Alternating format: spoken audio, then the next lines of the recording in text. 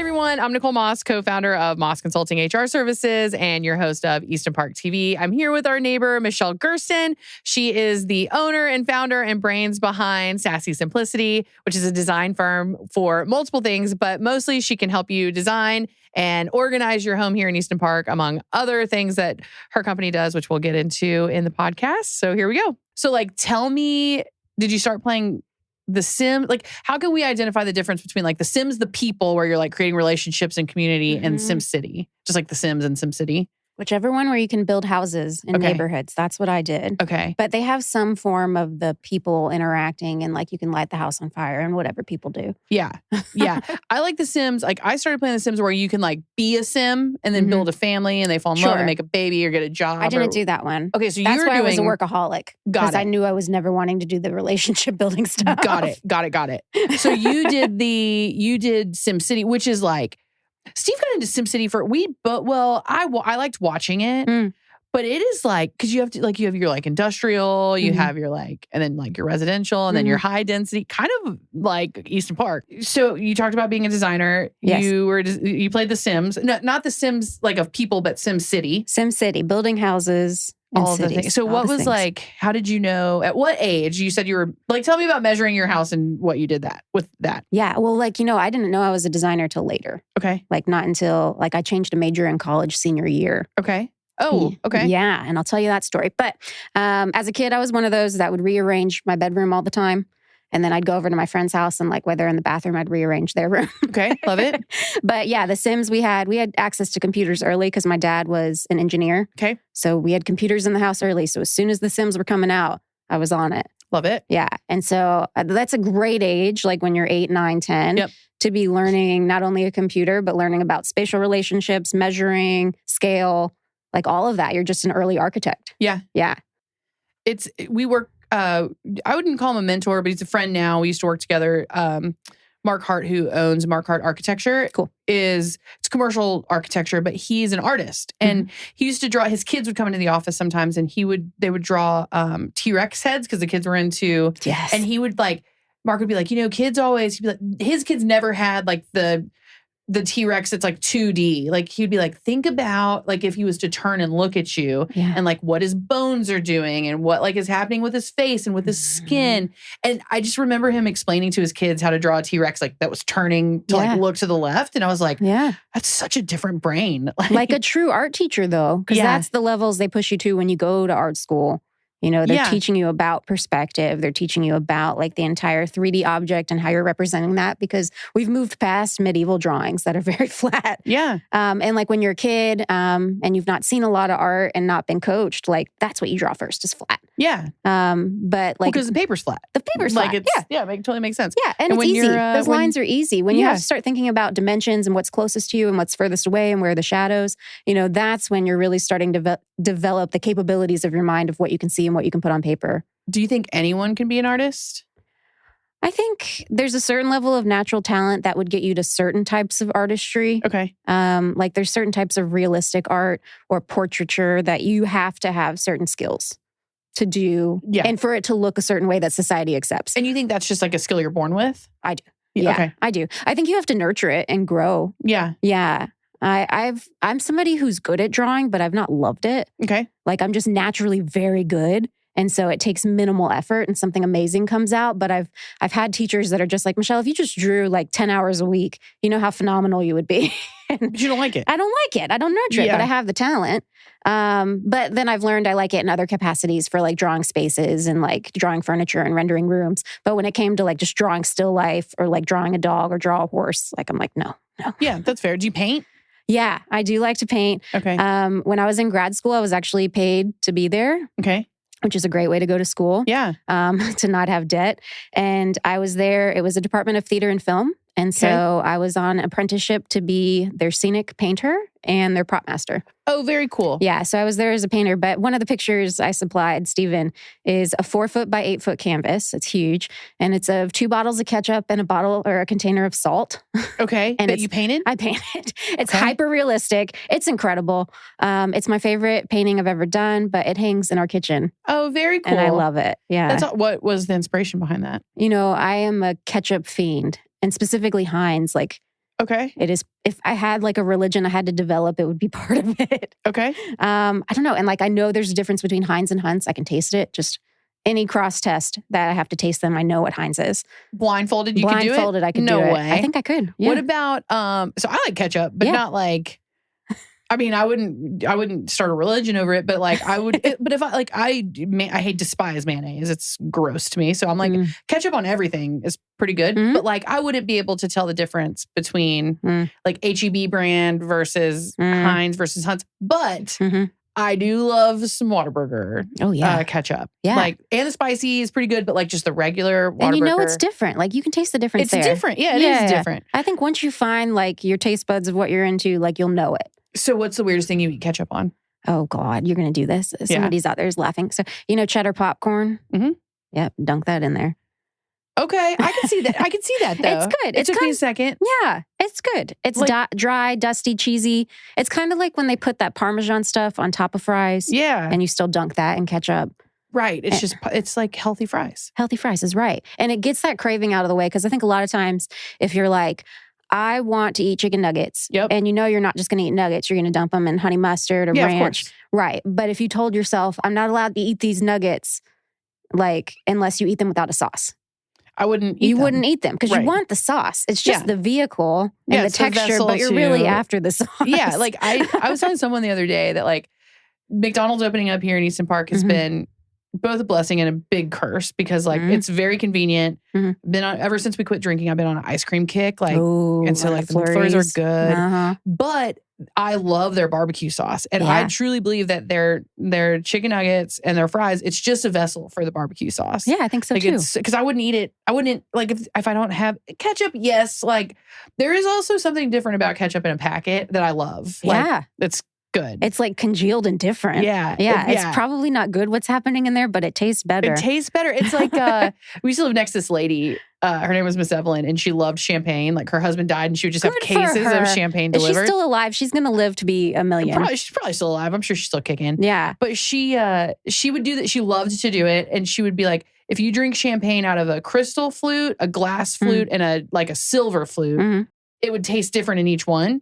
And so I kind of think that's how I just thought about ketchup in a packet. It's like, it's just a different vessel to eat it, but it does taste totally different. It's kind of like, they're like, oh, it's been in a barrel for 20 years. Yeah. Like, it's been in a packet for a year. It's an aluminum packet. It's so good. It never goes squished bad. Under syrup and other stuff. You always know it's a McDonald's packet because sometimes it has syrup sticky on it. That's how you know it's good. That's how you know it's good. Yeah, their syrup's pretty good too. They're onto something, the condiment game. I wish they would sell their ketchup. Or not their ketchup, their barbecue sauce. Yeah, I know some places do sell it in stores. Like the Chick-fil-A sauce you can get in a box. Yeah. Chick-fil-A barbecue sauce is pretty good. I like barbecue. I would go barbecue over ketchup any day, but I can't agree with that. Okay, that's fair.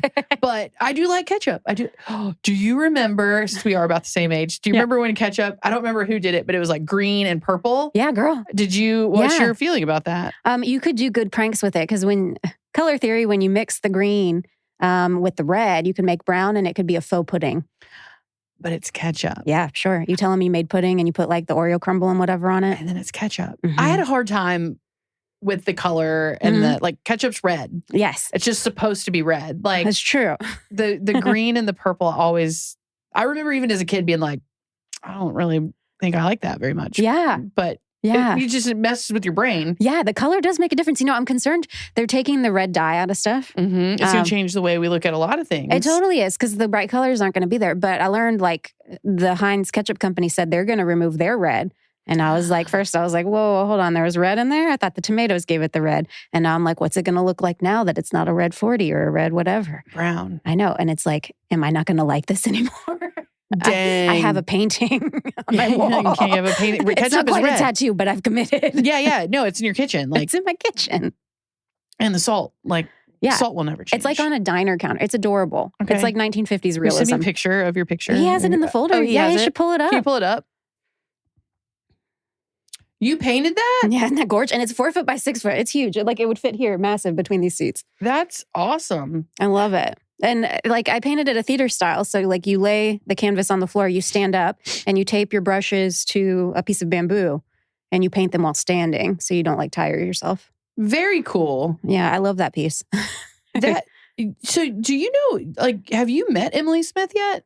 across the street. Yeah. I know she's into art and has art. Big time. Yeah, she's very busy. Like I'm very busy, but she's busier. She's hard to catch. She's a busy mom. Yeah. But no, we need to connect. Y'all, yeah, you really should, because she is she's making her whole garage into an art studio. No way. Had no idea. That's why they're cleaning it out. Yep.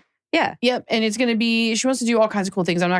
She's going to come back on and talk about it. So I'll let her be that big reveal. But love it. Yeah, it's very, very cool. And she's so crafty. And she's an incredible artist. Like, yeah. It's very cool. Same thing.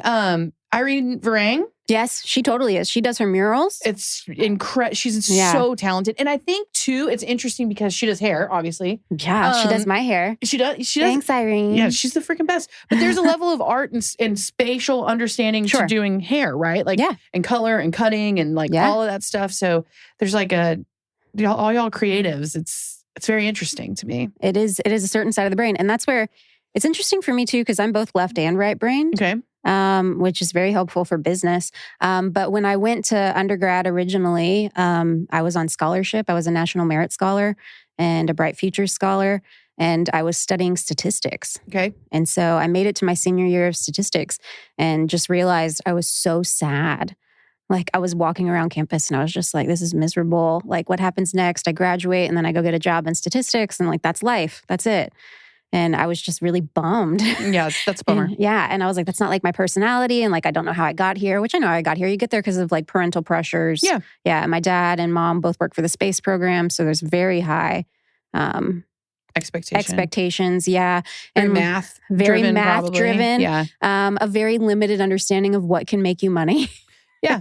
I think, so when I was wandering around campus one day, I found the theater department and they had a guidance office and I like popped in there. They had cool posters on the glass. I was like, oh, this is awesome. And I went into the counter and I was like, I didn't even know we had a theater department. Like, what do you guys do? And one of the counselors popped out of the room and she's like, I have an opening right now if you like want to pop in and just chat. And so I chatted with her for like an hour. And by the end of that hour, I had dropped all of my classes I was taking and signed up for set design classes and theater classes. I had no idea that you could get not only a bachelor's degree, but a master's degree in set design. Okay. And so I was like, shoot. And then I was asking her like, well, what do you do with that?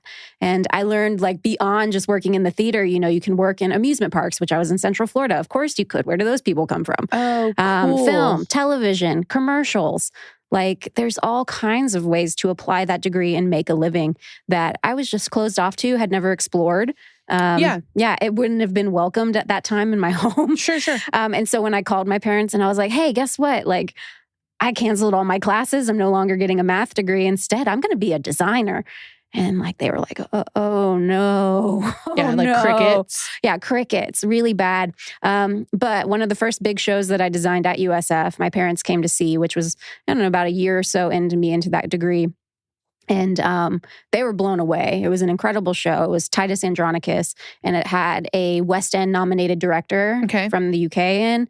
It was a phenomenal show. The set was insane. It was something that was designed like a giant stone wall, and it fell to pieces as the show was going on. Okay. And pieces of the wall could come out and be tables or doors or windows or shadow screens. And it was just super dynamic. It was very clever, if I do say so myself.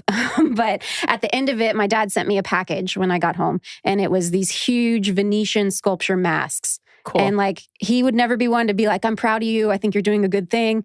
But when I got those masks, I was like, okay, I've got support. Oh, it was like this is okay. It was the thumbs up from Poppy. Okay. I love that. Well, it's tough, right? Like you have parents that have expectations. You were 3 years into a math degree, but I'm sure that there has to be so much math that goes into like what you're doing. So it's not like it was wasted time or like wasted education. Like no, not wasted education, but I think they were scared. Like, how is she going to make money? Yeah, so valid worry for parents. Valid worry for parents. So I think that was a big thing for them.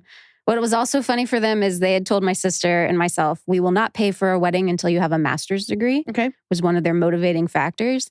And jokes on them. I've been with Aaron for a long time. We're still not married. They're just sitting on that money. There you go. Well, they should just give it to you. They should, especially with inflation. Yeah, totally. But so that was one of their pushing goals. And I think for a second they were like, we might need to change that for this one because I don't think she can get a master's degree in it. And lo and behold, you can. And I did. I got accepted at the University of Georgia. Nice. Mm-hmm. Very cool. Yep. And so you graduate with your master's. Mm-hmm. You have this kind of, I don't know, obscure degree, but a degree that most people wouldn't consider like a normal mainstream, like go get a job. So then you go and you get what do you do? Oh, I walked out of grad school with a job. Okay. So I walked straight out of Athens, Georgia to Atlanta, and I was working for Tyler Perry. Okay. Yep. Very cool. Yep. And what do you do for him? I was a set designer / like art director role. Okay. So working in the art department, we designed the sets, which at that time he had just sold his previous studio, which was a smaller studio in Atlanta. And he had bought Fort McPherson, which is a retired military base. Okay. And he was converting that military base into the biggest film studio in Atlanta. Very cool. And so I was one of the first few people on that site when he just bought it. And we were doing lots of site surveys and measuring and changing certain buildings to have so many sets on each floor. And it's essentially like a pay and play. Like you can have whatever set you want. Just show up and go to the school set, go to the Oval Office set, go to the hospital set. And film because it's there and ready. That's really cool. It's like, that's way before the time of like all of these studios that are, it's like podcast ready or like studios for music ready or whatever. Like you're thinking about that way before. And you helped design those sets. Yeah, a lot of them. That's very cool. And at the same time too, he was transferring his shows that were on the old studio lots over. So like Love Thy Neighbor and Meet the Browns and those kind of shows were moving to the new campus. Cool. So you have to replicate the sets that they had there, or they had like a whole neighborhood of houses, Desperate Housewives style. You have to rebuild all those houses on the new lots. You had things like barracks, because it was a military site, and like huge buildings and huge options. And so it's taking those and like, what do the barracks become? Which the barracks, you see them in Medea Boo.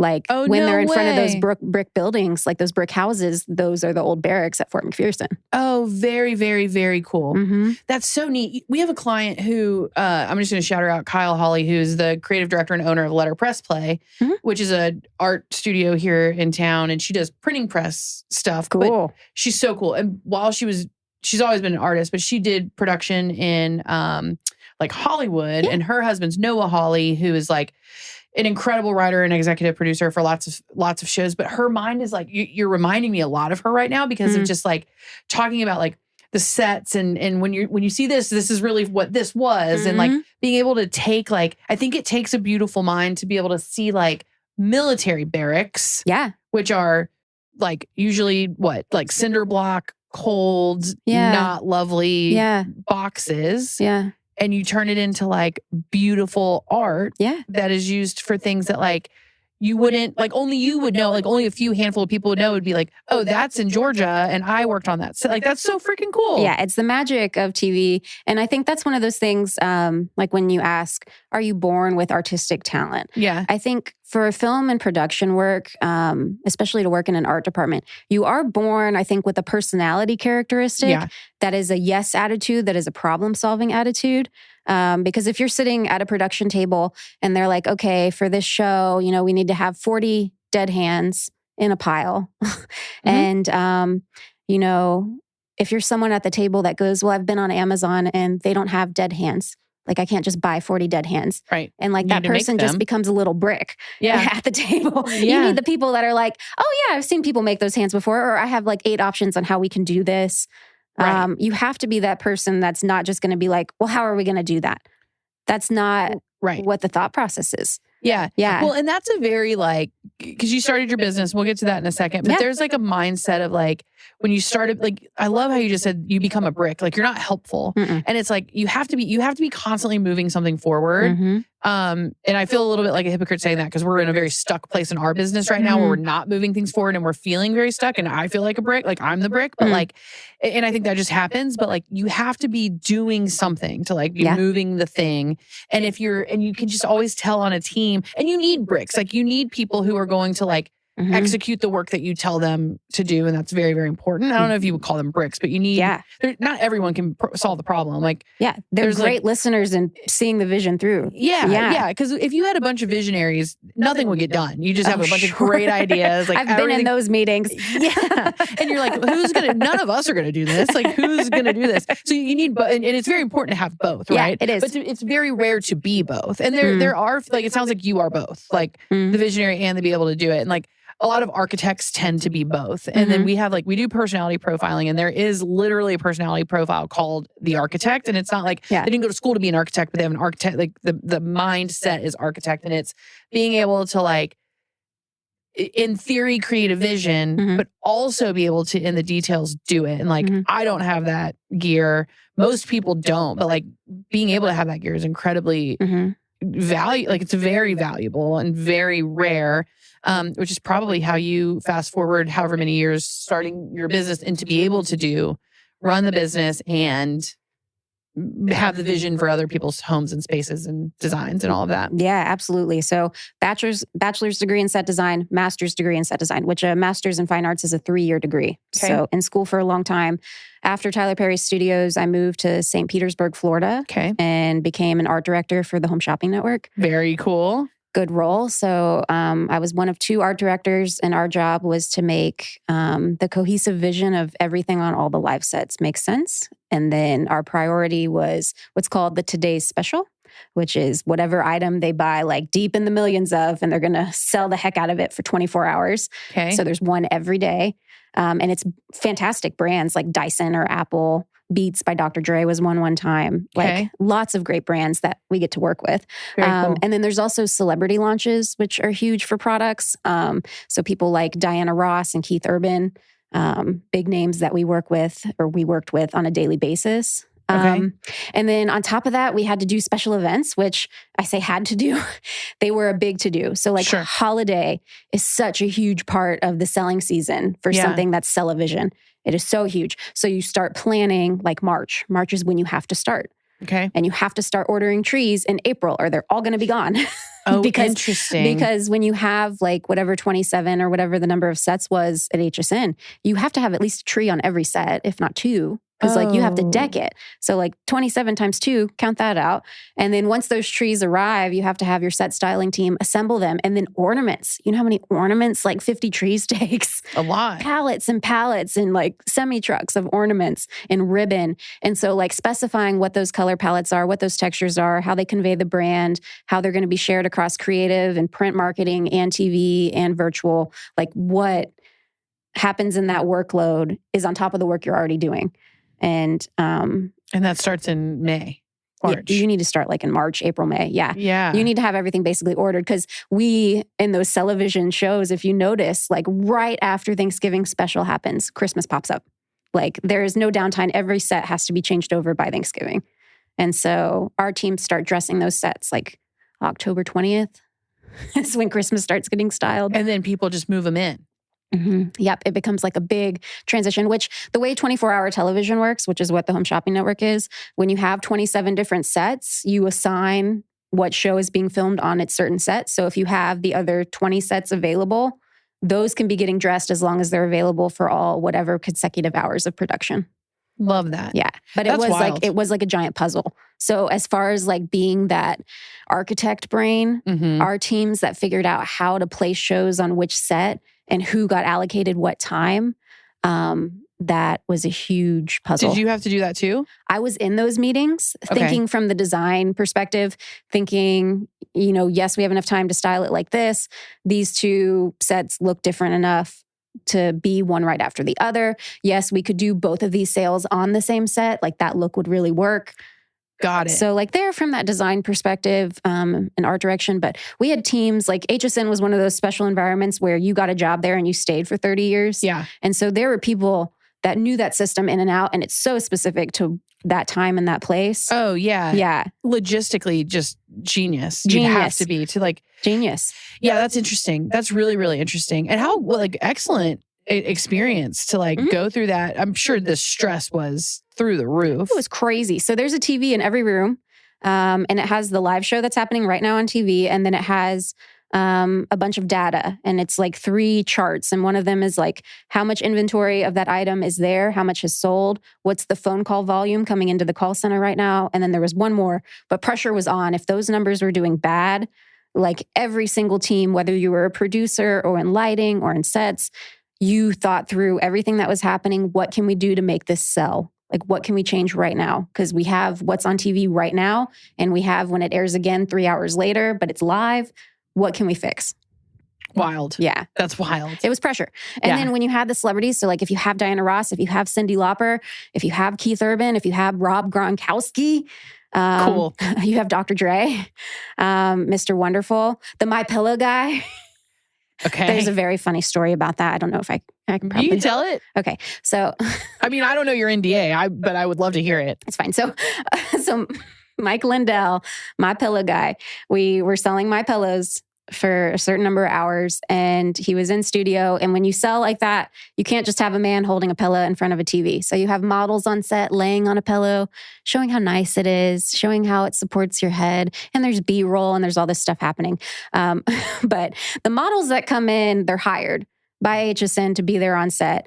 Sometimes the talent gets to help pick out who they are. They can have suggestions, but they have to pass certain standards to be a model on set.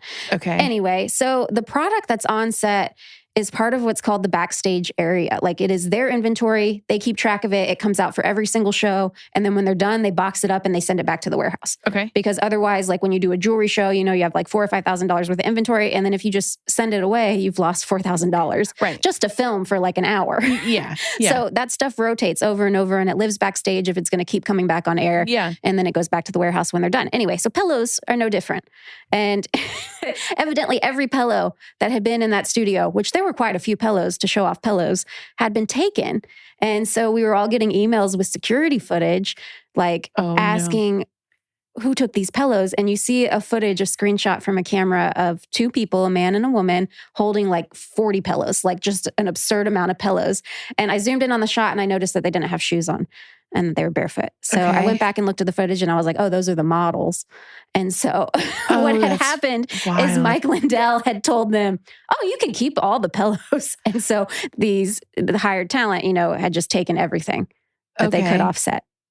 Oh my gosh. But of course, you're not allowed to take that stuff. Yeah. You're not. Right. Even if old Mike himself says, it's just not. It's not. I mean, Mike, what does Mike know? He's just there as talent. Yeah. As far as that product goes. In theory, it's his product, but like the show buys it and like HSN owns its own inventory. Yeah. Like it's not his pillows to take anymore. Like, right. Exactly. And we have another celebrity that I will not name their name because they're huge.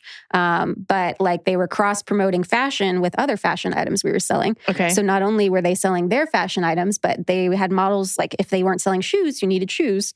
That's other lines that we were selling. Jewelry, they weren't selling jewelry. So we piled jewelry on all these people. Well, we piled jewelry and clothes on this person as well because they're selling their product and they're on camera the most. And afterwards, we were like, okay, when you're done, you know, you place the jewelry back on the table in the makeup room and our teams will come get it. Well, this person thought that they had earned everything and attempted to throw everything in their suitcase and was in like a screaming battle with security. Oh no. And it's not, you're like, no, this is ours. Like, this is ours. You can't take this. This is like, yeah, that's wild. And that's an interesting time. It's such an interesting time.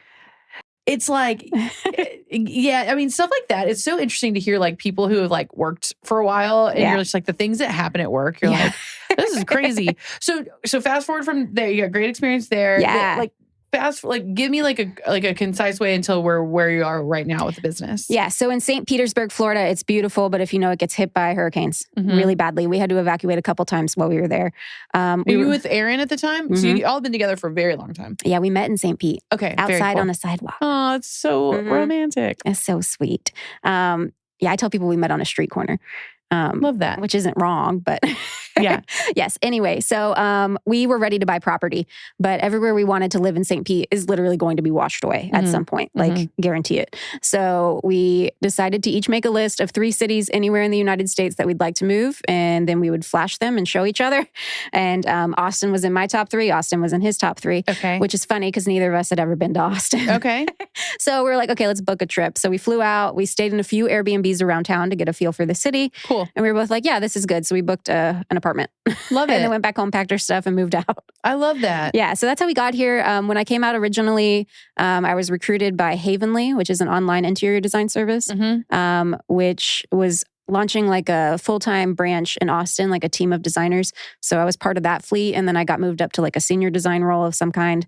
But then pandemic hit. We did the pandemic. We rode through it for like a year.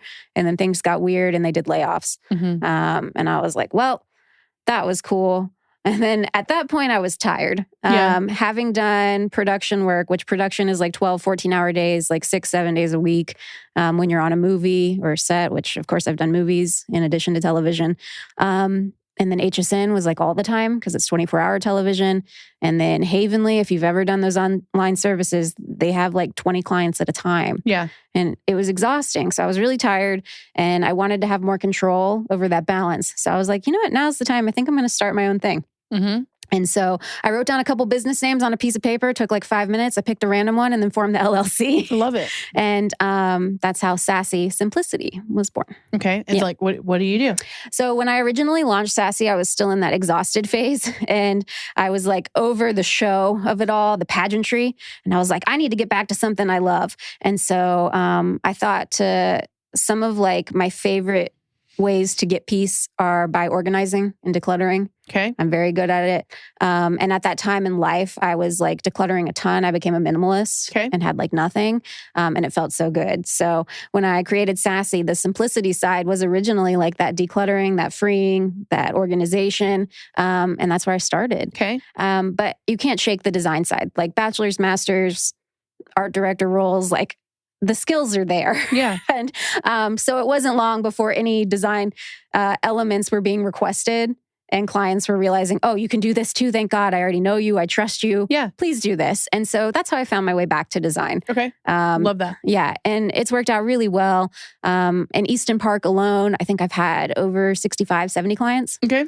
And then I've worked with people like Zoho. Their New Braunfels campus we did. Yep. The University of Texas Performing Arts Center offices we've worked on. Okay. Lots of clients just in and around town. And then our rental market in this Austin area is huge.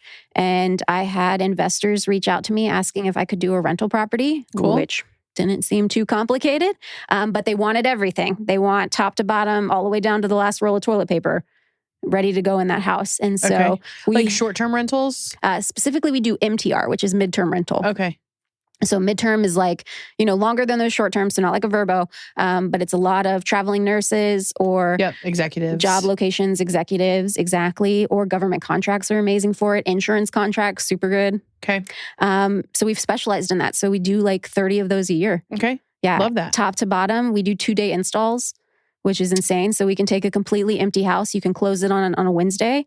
Thursday, Friday, we're in there. Saturday, someone can move in. Awesome. Mm-hmm. Very cool. And that's like bringing in furniture, like beds, couches, TVs, bookshelves, artwork, stuff to do, curtain artwork, rods, plants, dishes, silverware, coffee maker, mop, broom, vacuum. It's a huge list.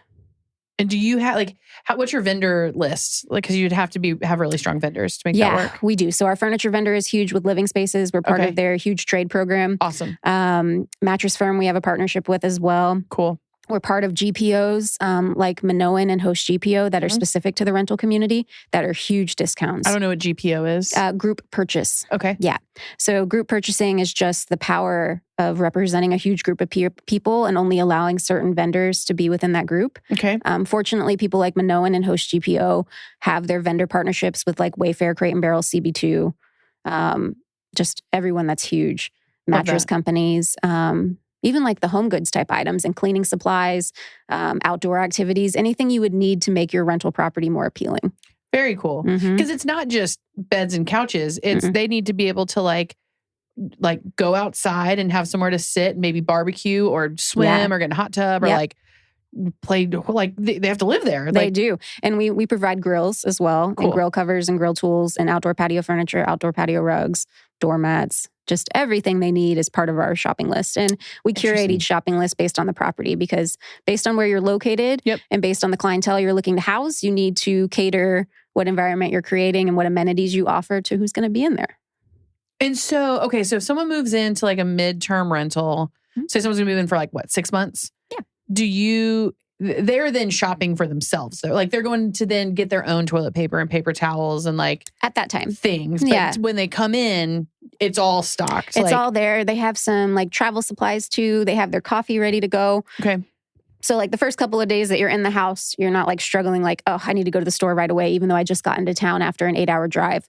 Like, yeah. Right. And they're unpacking and they're like, no, that's really cool. And things like, I mean, you mentioned like doormat, like that's not a necessity, but like if you're going to live somewhere for 6 months, it kind of is, right? Totally like, is. You need to feel at home. And I would imagine for anyone, like anyone deserves to feel at home, but I'm sure that there's pickier clients than others. Like if you're moving executives to open a new something, like there's a different, I'm sure, expectation than. Absolutely. And from the investing side too, small things like that are an amenity that adds value to the home. You weigh that cost of how much does that amenity cost? How much does it cost to maintain? And what value does it add? Because if you're trying to list a property to rent for $4 or $5 grand a month, like you better have a doormat. You better have a doormat. Yeah. And like, it's important that all the towels are clean and bright white. And, it's important that the bedding is comfortable. The beds are comfortable. Like that investment in those choices, that's something that we've mastered in the process we do on our side. That takes the guesswork out of it for investors that are just trying to figure it out. Got it. So are you working alone or you have a team? Yeah. So I hire subcontractors a lot. Last year, we did a ton of subcontractor work. This year, we're changing up how we do it. We lean more into our bigger contracts with bigger companies and have them do more of the lift work. Same thing with our warehouse space. We partner with a local moving company that has warehouse space. And because they're going to be moving stuff anyway, it's important that we take that off of our overhead and start to put it into our team relationships. Got you. So but for like W-2 employees for yourself, you're the team? I'm the team on paper, but we do the 1099 thing every day. Yeah, that makes sense. Well, because you're not moving mattresses and stuff, but like I guess the point that I'm getting to is that like it's as entrepreneurs we do a lot, right? Like you wear so many hats. Like Steve and I talk about it all the time of like we're the marketing department, we're the accounting department, we're the we manage our team, we're our own HR department, like all. So you on your own, like you're logistics, you're marketing, you're the designer, you're all of that, stuff. Yes, and it's a lot of hats. Yeah, and then you sub out the work exactly. Like, and if I can sub out to other teams, so like we have a handy person that has a team of 3. Awesome. And it's like, if I can just say, hey, here's what needs to be done. Here's the list. You know how I like it to be done. You know what our standards are with this company.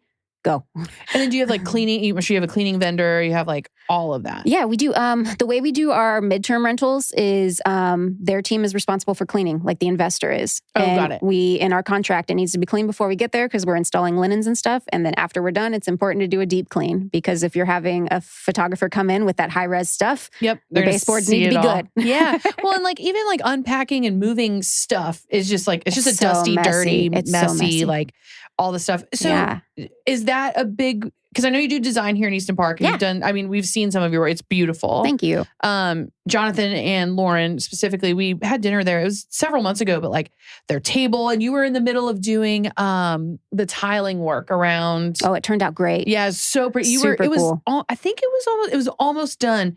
And it was just, the tiles were so cool. Yeah. And Jonathan was talking about how like detailed you were, and you were like, this tile can't go next to this tile, and this tile needs to be here. And like I did a map, like a scale drawing for the installation that had every single color exactly where it needed to go. Yeah. And like there were like 12 different bright colors and then 2 different like base colors.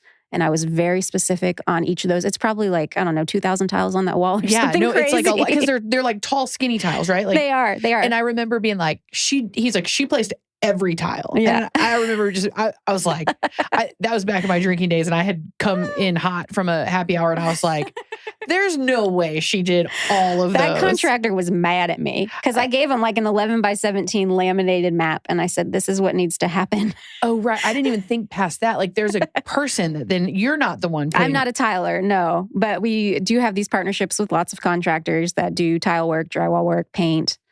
Yeah. That's awesome. Yeah. So, is a majority of your work design here in Easton Park, or is it, I guess, where's like, what's the most, I know you love working with your neighbors. Yeah. And that's awesome. And we'll talk about how people can get a hold of you to do their houses and stuff like that. But like from a business perspective, what's the most lucrative, like vertical that you're working in? Oh gosh. So our rental sector is incredibly financially advantageous. Awesome. It's very good because we've mastered the process. Mm-hmm. So on our side, it's very streamlined, very consistent. The fun is in the details of design because like the color palettes and the artwork collections are specific to each house. And we curate what design goes into each house based on what the investor wants out of that property. Love it. So we still get that side of fun, but like our business maneuvering in that is so streamlined. So we're incredibly gifted and fortunate in that area. And we have plans that are being developed right now that are going to be very good that I can't say just yet. Love it. But then our residential stuff, getting ready to dive into more corporate work in the Austin area is advantageous and fun. Okay. There's a lot more opportunity when you have that money. Yeah. Just in any design project, if you have a bigger budget, you're going to have bigger dreams. Yeah. Yeah. And then, but for the residential stuff, I think, coming back to design after being burnt out, getting to work with my neighbors and getting to work with people in the Austin community that are just normal people working normal 9 to 5s, to get to work with them to make their house more special, more functional, more them. I think that is like a level of pride and connection with people that, just can't be beat. Yeah. And I'm not ready to shake that off, even though it's not the most lucrative thing I do. Yeah. But I'm sure that there's like a point to where the joy is important. It's super important. Yeah. And the gratitude. I think most every client I work with is incredibly gracious and like a good person. Yeah. And I end up becoming very good friends with a lot of my clients. Yeah. Well, you're dealing with neither Steve and I are the most organized and clean, we're like, our stuff is clean, but it's like tidy. Like this, it's so easy for clutter to like appear, right? Yeah. And I don't know, I have ADD. Like if it's put away, it like, what is it like dissonant, like complete dissonance of like if I can't see it, it doesn't exist. You can't see it doesn't exist. Yeah. So that's why closets are dangerous. Oh, you should see all of our closets. It's great because all the shit goes in there. But like, yeah. But it's like, but there's something very personal about moving people's things around, like their belongings. Being in their house, they have to really trust you. Yeah. You have to build up that trust. And then when you there's what I call low-hanging fruit. And that's like, I need to clean out my silverware drawer. Sure. But then there's, my dad passed away last year and I need to clean out his closet. Yeah. And that you work up to, but that is the level of trust and communication that puts you in this therapy world. Yep. Yeah. And that I took a lot of time to study, how to be supportive in that role, to know what my limitations are and what I can offer a client. Yeah. But like the level of trust you build with people, even when you're doing a design, you get to learn what their preferences are, and people's preferences are based on their life experiences. So you will hear stuff. Yeah. Yeah. Yeah. Yeah. I mean, even just the color that people want, right? Like it's everything has a meaning. Everything has a why behind it. Exactly. And it's so, you're dealing with, because you're going to leave, right? Like you're going to be like, okay, cool. It's been organized. It's been decorated. Yeah. Now you're going to like live in this forever. Yeah. You're always going to be a part of it, which is very, very cool. Yeah. And like, I don't know. And then they get to live hopefully happily in their home. Hopefully, yeah. I mean, I'm sure like not hopefully like that's the goal, right? But like, I mean, life happens or whatever. And I think that like when you make your home like the safe haven that you enjoy being in, and it's like decorated in the way that you want it, it's like, it's a beautiful thing. It's like a vacation at home. It is like a vacation. You don't have to escape. You don't feel like you have to escape your home. Yeah. Which is very important. So cool. Yeah. So anyone in Easton Park who wants to work with you, what's like, how do they find you? Like, what is the process of working with you? Yes. So I'm Michelle. My design firm is Sassy Simplicity. We have a website called sassysimplicity.com. We got real wild with that one. And then we have an email address, which is also very helpful. And it's hi@sassysimplicity.com. The hardest part of that is the number of I's that are in simplicity, because there's a few. Yeah, yes. So Google that word because it's spelled correctly. Fair. Yes. So I think that's the best way is email. We do have a business line, but that thing gets bombarded all the time with, spam. Those are awful. Spam. Yeah. You have a phone number and everyone ruins it. But if you reach out to me via email, I have a direct phone line and I will give you that. Awesome. So hi@sassysimplicity.com. I'm based here in the neighborhood. So if you want me to come do a free consultation, I'm happy to show up at your house and chat. I do video calls as well, in addition to a phone call. Very cool. Yeah. So all that stuff's good. And it's free game. If you want help decluttering, organizing, designing a room, doing renderings, we offer so much in the company right now. Like, it's kind of like whatever people want, we will cater towards. Yeah. The answer is yes. What's the question? The answer is yes. What's the question? We'll figure it out. Yeah. I heard that the answer is yes. What's the question? Was a guy that managed La Madeleine in like the restaurant. Yeah. He was the manager in San Antonio. I worked for an oil and gas company, and I remember him saying that. And he's like, the answer is yes. What's the question? I was like, yeah, that stuck with me. I mean, that was like a decade or more. That was more than a decade ago, and it's always stuck with me. And if you're working for someone like Tyler Perry or like with, executives at a TV, why do I want to say firm? A TV channel, a network. Mm-hmm. If you were working for a network or if you were working for a major celebrity and you have that attitude of, yes, what is the question? They need that. They thrive off that. That is how they operate with their creative energy, with their money. It's because, yes, people get stuff done. Yeah, they get stuff done. They get what they want. They're paying for it. Like, yeah, they are. The answer is yes. Like, and that's the problem solving. Yeah. And really kind of a servant leadership type vibe of like, I want to give you what you want. You're paying me. I have this great responsibility to give it to you. Like, exactly. And it should be cool and fun and all the things.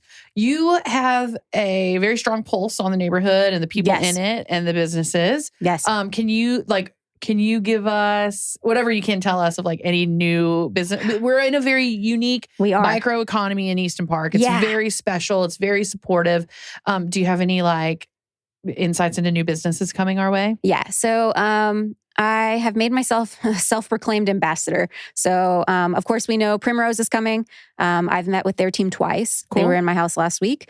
And everything that's going to be happening at Primrose is going to be excellent for this community. I'm very excited. I don't personally have children, but I understand what they're doing is going to be a very valuable service in this neighborhood, and it's missing on that scale.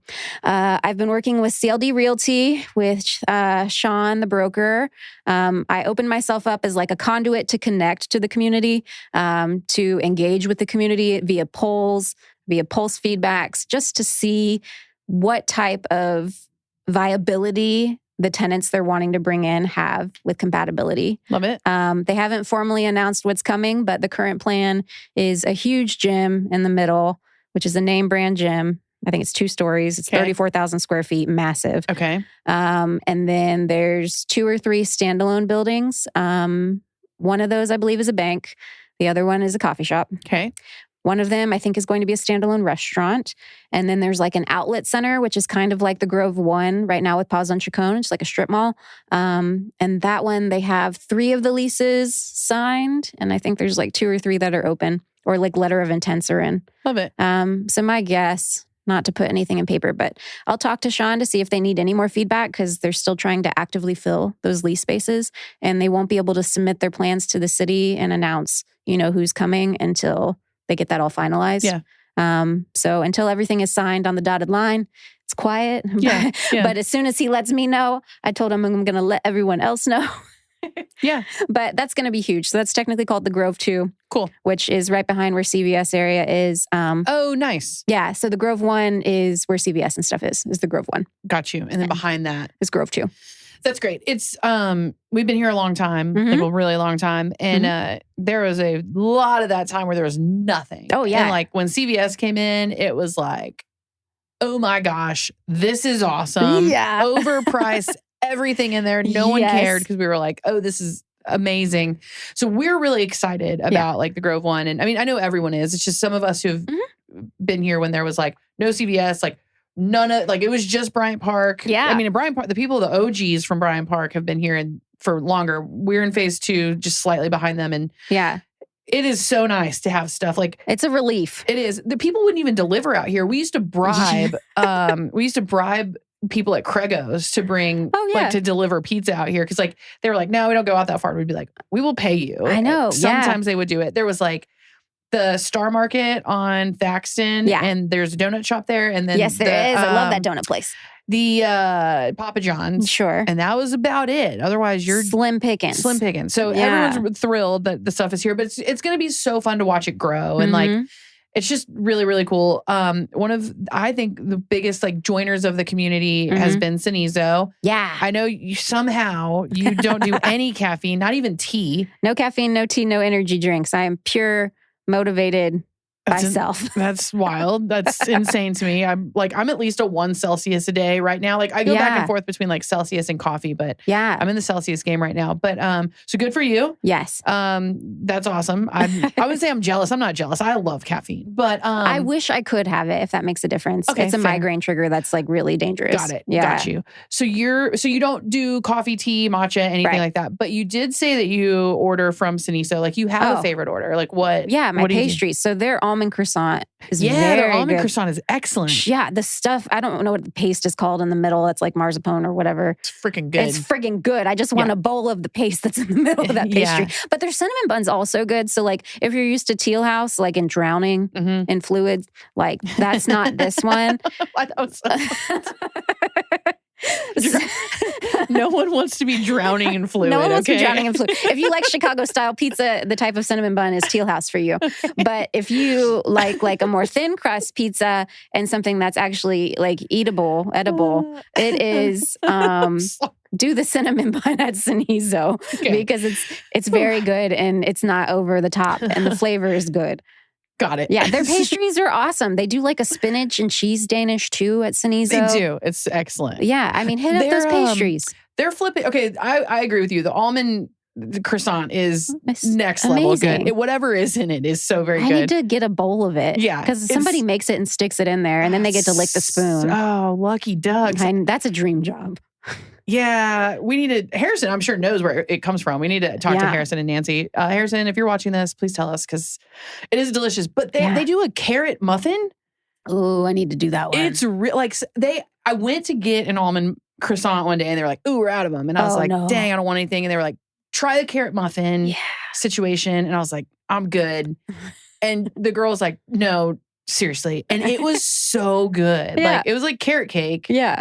But it was in a muffin, so it made me feel healthy because it was a muffin. I'm sure it has carrot in it. It's carrots, yeah. Like I'm basically losing weight by eating it. I think so. Yeah. I think it's like eating celery at that point. I was just going to say that. It is. Yeah, it's like celery. So yeah, that's really exciting. It's been so fun to watch the community kind of grow and support itself as far as like entrepreneurial just ventures. During COVID, when y'all were here during COVID, because you did, and I want to talk about this in a second, but you like actually pin in that one. Yeah. Watching everybody support each other during when people were losing their jobs and they're like, I want to make sourdough. And then people were like, I will buy your sourdough. Yeah. Or like, what else? Naomi was making cupcakes. Yes. Irene's doing hair. Yeah. You know, everyone, like people were giving massage. Well, maybe not massages during COVID. Yeah. Maybe that came after. And Esme.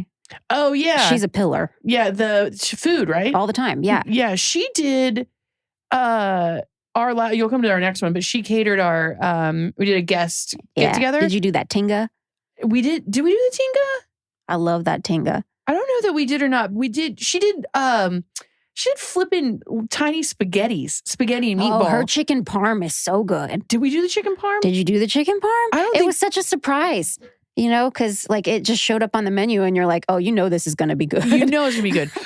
Her idea, she was like, do y'all want to do spaghetti and meatball? Steve was the one that did it, you know, and he's like, yes. Because how are you going to do that for like grab and she did in little cups. So cute. She's so great. Visionary. And her food is so good. Her sauce is really, everything. Super good. She was making food for people. It was just really fun to watch that and like be a part of it. And I think it sparked this like, very cool collaborative environment, which you're clearly in the middle of, which is very exciting. You did something that we call the Easton Park Shuffle, where you start in one area and then you shuffle to another, like, but you stay in Easton Park. Oh, yeah. So, like, tell us about your kind of adventure from, you were Union Park West. Yeah, we still have that one. We rented out. Yeah.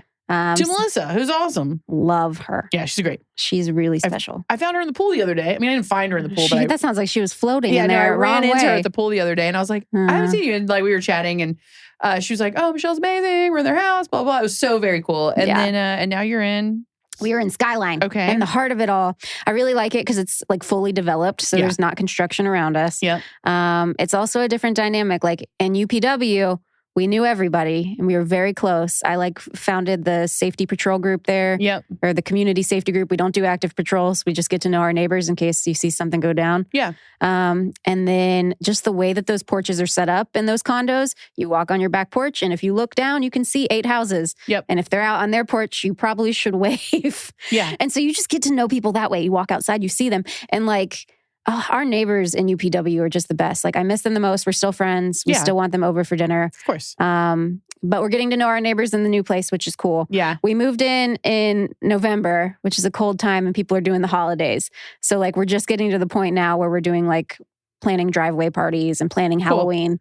Very cool. Yeah, which we are going to participate in Halloween. We're excited. Gilweiss is very important. Oh, Gilweiss is like the street. It is. You know, Genesis, and she does the mariachi. If you've heard of the mariachi that plays for Halloween in Easton Park and the shots of tequila, that is at Genesis's house. And we are like diagonal from that. So we need to show up. Or what are we even doing there? Right. They're going to kick you off the street. They will kick us off the street. We have to participate. I was talking to Emily.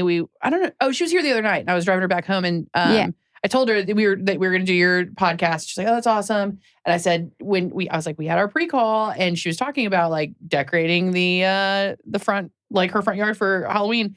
And she's like, "Oh, she was like, what's she going to do?" And I was like, "I don't know," but she did Martha's yard, and it's freaking awesome. So, I don't know. Everyone you'll have to let us know. So I've picked the plan. Okay.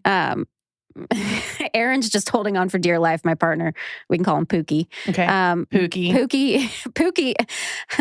If you know Pookie, he's an anxious man sometimes. And like, he's very quiet and reserved. Okay. And I'm very much so like, let's light the whole house up. Let's put sequins on it. Let's do this. And he just does not want to be the center of attention. So I'm like dragging him through this whole process. Pookie, it's going to be okay. So I'm in the process of convincing him. But I think that we should do a fish market for our theme. Okay. And so it's like bibbers and sea shanties and tossing fish and giving out like Swedish fish, goldfish, trolley octopus, having like a lighthouse as our main feature, having a boat on the property. Of course. Like, or a shark.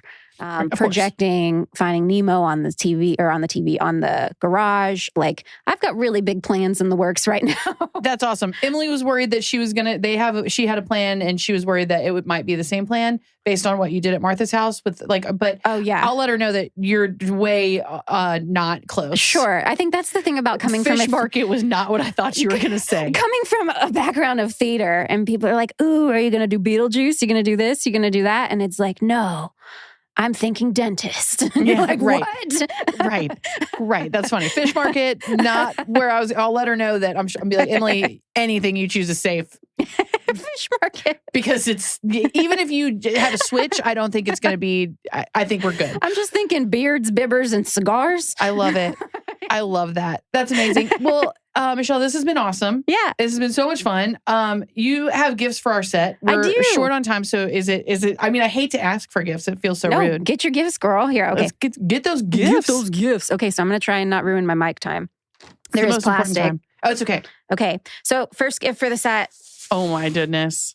So I noticed you have the mural that's behind this that is geometric. It's blue, it's red, it's white, circles.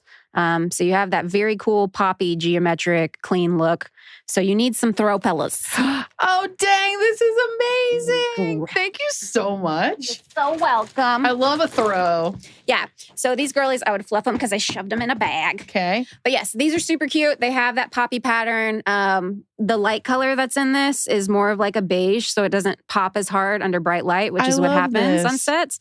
Your other option too is they're dual-sided. So if you need to do just a light blue and keep it simple. Thank you so much. You're so welcome. This is so sweet. Okay. And then these are great too if your seat sits too far back and you have short people. We have other chairs that these are going to be really helpful for. Yeah, I was like stalking you all with my screenshots of your stuff, and I did see those chairs too. So I thought these will still be relatively neutral. Blue is a very comfortable neutral. And then the light blue, of course, looks great on a brown leather. Thank you so much. You're so welcome. Amazing. Are you excited for round 2? And there's more? Yeah, there's always more. I'm very extra. Okay, I love that. Okay. She also, for our listeners and viewers, she brought our dog, what were they, little cupcakes? Like little zinger cupcakes? Like little hostess. They come in like little hostess wrappers. They're so cute. Yes, okay. So this is for the set, and they're fragile. Oh my goodness. Yes, girl, yes. Are you ready? Yeah. Okay. Oh, cool. Oh, that's so cool. Steve, do you see? EPTV, what? What is that? That is so cool. These are LED candles. There's 3 of them. No way. Yeah, girl. So the medium one, we can clear off some of the table if you want. Okay, so medium girly and large girly have EPTV on them. Oh, that's so cool. Face them to the camera. Can I turn them on? Yes, girl. So they have an on button, off button. And then once they're EPTV. The little girl, and the great thing about them is logo's on one side. So if you need to turn them out the other way, you can. They have a remote, so you can set it on a timer. And they have a light option, which is solid. And then they have Michelle, a candle option. So very, very sweet. And then the light option you have, that's the highest it goes. And then you have a medium and you have a low, depending on what light quality you need. Vibes. Super pretty. Oh, thank you so much. You're welcome. When I was like stalking you guys, dang, EPTV. I was thinking about like your shelving. So like they're really nice to just put on the side. When they flicker, it's a really good ambiance to add. Anytime you're in a closed studio, it's important if you can add some kind of organic element, whether it be plants or movement, just so it doesn't feel so stale. And because if you're seated for an interview, you're not moving for very long periods of time. So something moving. It's great sometimes if you have cats in your studio because they offer that extra visual movement. Hey, I really would love to get a cat. Yeah, get a cat or a fish is great. Probably makes more sense to have a fish. These girly girls, so you have 3 of them, you can mix and match them. And I would put rechargeable batteries, but they're LED lights, so they're going to last a very long time. Oh, thank you so much. You're that was so very nice. Oh, that's so cool. Thank you. Yes. I'll put this here for now, and then we will. I love it. But yeah, the timer is really helpful, so you don't have to worry about burning the battery out if you're going to not want to have to make it a checklist item. Yeah, thank you so much. That was so sweet. Well, with that, Michelle, ending on a gift is the best. Pillows and candles. Yeah. So cozy. Such a vibe. I totally dig it. Yes. Thank you. And you're welcome. Listeners and viewers, we will see you next time. Yeah. Thank you, guys.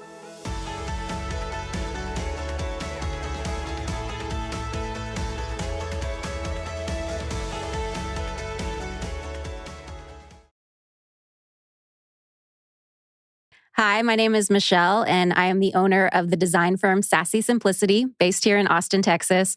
I come from a film and television set design background, so whatever you want to do, I'm a chameleon. When it comes to design style, we can literally do whatever you want. Another opportunity that we offer with Sassy is that we pass our trade discount directly on to our clients. So if we get a 50% discount off somewhere, we pass that directly to you. And oftentimes that means we pay for ourselves. So if you're looking for a designer or a rental home stager here in the Austin, Texas area, my name is Michelle and I own Sassy Simplicity.